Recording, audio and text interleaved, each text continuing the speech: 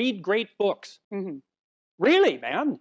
You've got this 4-year period that has been carved out of your lives by society. It's given you an identity, like a high-quality identity, and freedom at the same time. And you're not going to get that again in your life. You've got a respectable identity, university student, and complete freedom associated with that, or as near as you're ever going to get. And you've got these unbelievable libraries that are full of the writings of people who are intelligent and articulate beyond comprehension. And you know, and you can go there and you can learn all this. And you might think, well, why should you learn it? Well, you learn it to get a job, or you learn it to get good grades, or you learn it to get a degree. And that's all nonsense. It's nonsense. The reason that you come to university to be educated is because there is nothing more powerful than someone who is articulate and who can think and speak. It's power. And I mean power of the best sort. It's authority and influence and respectability and competence.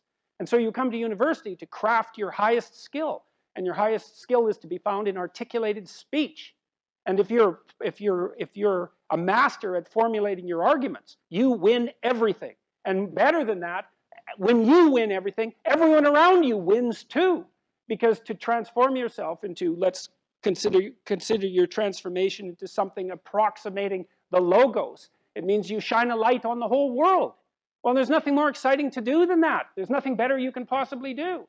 And to think that you're coming to university to be, you know, trained to have a job, it's like, great, that's a hell of a lot better than being unemployed and covered with Cheeto dust while you're snacking away in front of your video game in the basement.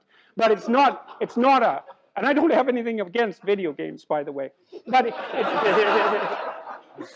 but it's hardly a triumphant call to being in the world, and that's what university should be calling forth. It's like, God, you people, you know, I know what Harvard students are like. I taught here for 5 years. You people are spectacular. You're spectacular. You're all capable of being world beaters. You transform yourself into something that's articulated and sensible and grounded in history and knowledgeable and wise, man. You can do anything you want, and hopefully anything you want for good. Because if you have any sense, everything you want to do would be for the good, because there's nothing more compelling or meaningful or useful in combating the tragedy of life than to struggle with all your soul on behalf of the good.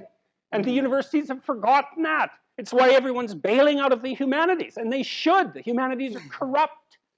And they're corrupt because they're not telling students this. It's so bloody obvious.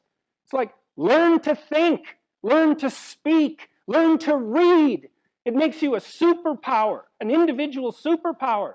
You have and I don't understand why that isn't just told to students. It's not that hard to understand, and everyone wants to hear it. It's like, really? I could do that? I could do that? It's like, yeah, really, you could do that. And the whole society around you has labored for really thousands of years to provide every single one of you with this spectacular opportunity that you have while you're undergraduates and graduate students here, man. Everyone's just praying that you would come here and manifest everything that you could manifest. And that's what you should be doing, instead of waving placards and complaining about how you're oppressed, for God's sake. You see these Yale students complaining about their oppression. It just leaves me aghast. It's like, just don't understand what's happened to the universities. I can't believe that you're not told when you come the first day, look, man, you're here on a heroic mission.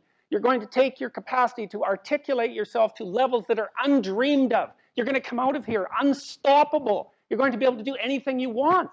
It's like, that's what you're here for. Instead, you're taught that, well, you know, the world's a pretty oppressive place, and you're probably the bottom of the victim pile, and there's virtually nothing you can do about it except, you know, deconstruct the patriarchy. And it's so weak-kneed and so pathetic that universities should be embarrassed that that's what they're peddling to students. I'm embarrassed by it.